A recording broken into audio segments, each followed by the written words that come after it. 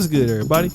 It's your boy, O'Shea Duke Jackson, back at it again with another episode of The Celebrity Junk. So guys, I really want to have a conversation about our buddy, Boyce Watkins. And usually, as of late, I have been discussing Dr. Boyce Watkins, and when it refers to, his alleged practices, I'm not calling him a scammer, but let's say, for example, he's recommending scammers for you to invest in. I'm dealing with him on that merit as of late. But I also want to talk about something that a lot of black men dislike about Boyce Watkins, and that is Boyce Watkins is a simp. Okay. And again, I have no problem with respecting black women or loving a black woman or wanting to be married to one. I know that marriage is risky in these days, but I just want to say, I don't have a problem with it, but I have a problem with it when you don't put yourself at a high level. Okay. And Dr. Boyce Watkins recently talked about the first time he laid eyes on his wife. Now, I want to play this particular clip, and then I'm going to come back and we'll finish. Hey, what's going on, guys? What's going on? I hope you guys are doing well. I wanted to pop in and say hello to you. I'm actually on the campus of Indiana University right now. My wife and I met here 30 years ago, and so we do a pilgrimage to the campus.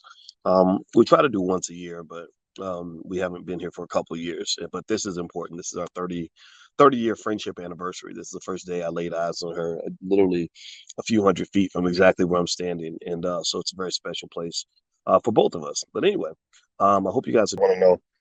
Indiana University is a beautiful campus. And this is where I met my lovely wife. So that's why we're coming back. It's very nostalgic for me. Really, I have a tremendous emotional attachment. Like my wife really is my soulmate. And it's funny, like with marriage and stuff, you never know what's going to happen. I'm not going to sit here and pretend like I know for sure, like that we would never ever like get divorced, because it happens. But either way, like I told her, I said, you're my soulmate regardless. When I met her, the first day I met my wife, I kid you not, it was like we already knew each other. It was like we knew each other in a previous life. Like I literally, like she felt the same way. She was like, I saw you, and I was like, oh, there's my friend. There he is. I've been waiting for him. And I felt the same way. I mean, I wrote about it in my journal that day. Anyway, I just, so if you talk about things that just can't be explained by science, that connection with my wife is in that category. Like when I met that lady, I said, Lord, I know her. It was really weird. And even though we were friends for a long time, we didn't actually get together. Honestly, if I had asked her out back then, I don't know if it would have worked, because I wasn't ready to be married. I was too young. And, I was young. I was in my 20s. I wasn't trying to get married or anything like that. But still, though, even as friends, it was very. So, guys, there you have it. That is our brother, Dr. Boyce Watkins, talking about how when he first laid eyes on his wife was doing X, Y, and Z. Okay? He was so in love with her. That's her friend. He mentioned friend.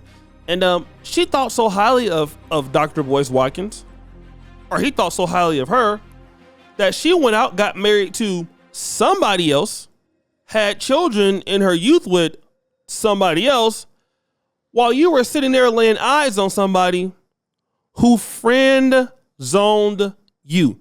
The lady didn't even care about you. All right. And then here you come back talking about this person is your soulmate 30 years later. Let me talk about certain things. And again, it's not just rappers who do this, but I want to talk about something that I'm very afraid of when it comes to black men. When it comes to black men, what do we like to do?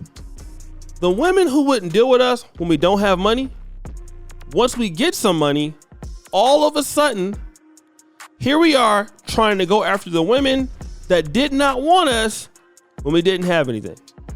Okay? Clearly. Now, let me deal with this.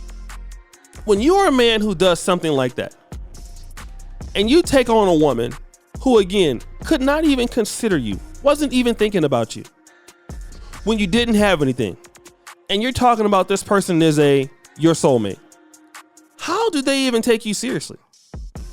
Like, how can they? I can tell you for a fact, they don't take you seriously. Okay? They don't. And this is the same guy that goes around talking about how, you need to do this and that with black women. Let me just tell you this. Here's what you need to do. Deal with black women who respect you, period. The last person you ever want to be is that guy who I loved you 30 years ago. You friend zoned me. You just happened to be divorced. I had to become successful just to even get you to consider me. Now, let me just say this. It's good to be successful, and women do consider that. But I can guarantee you that for somebody like me, no. You go be the friend zone with somebody else. A soulmate. What kind of shit is that? What kind of man talk? I'm sorry. We're going to be practical. A soulmate. What does that mean? Anybody knows? A soulmate. Like a person that is, you're always for me. Look, if you're a guy, let me just say this. You think about relationships like the NBA. Does the 49ers look at Joe Montana as a soulmate? Joe Montana is a great quarterback. One of the greatest to ever do it. At one time, he was the greatest quarterback ever before Tom Brady took that slot over. The 49ers got tired of Joe Montana, shipped his ass to the Chiefs. Then Steve Young was our soulmate. Okay? Steve Young got hurt in that infamous 1998 Monday night game when Mr. Lawrence Phillips, rest in peace, didn't block for that free linebacker that gave him that concussion. Steve never came back to play ever again. Right? The soulmate is whoever is performing in the way that you need them to. That's how men think. See, when you're talking about stuff like soulmate, that's talking about things in a very, I hate to say this, a very delusional way. Okay? We need to, as black men, look at it for what it is. You're not fucking with me right now? Okay. Whatever reason you don't want to, you're not my soulmate because you're with somebody else doing whatever the hell you're doing. I'm with somebody else, and whoever that person is, they're doing what I need them to do. Thank you, boo. Period. Period, bro. We don't have time for all that foolishness. What are you talking about? What are we dealing with?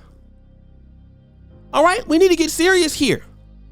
We gotta get serious. Okay? This guy is out here talking about stuff that doesn't make any sense.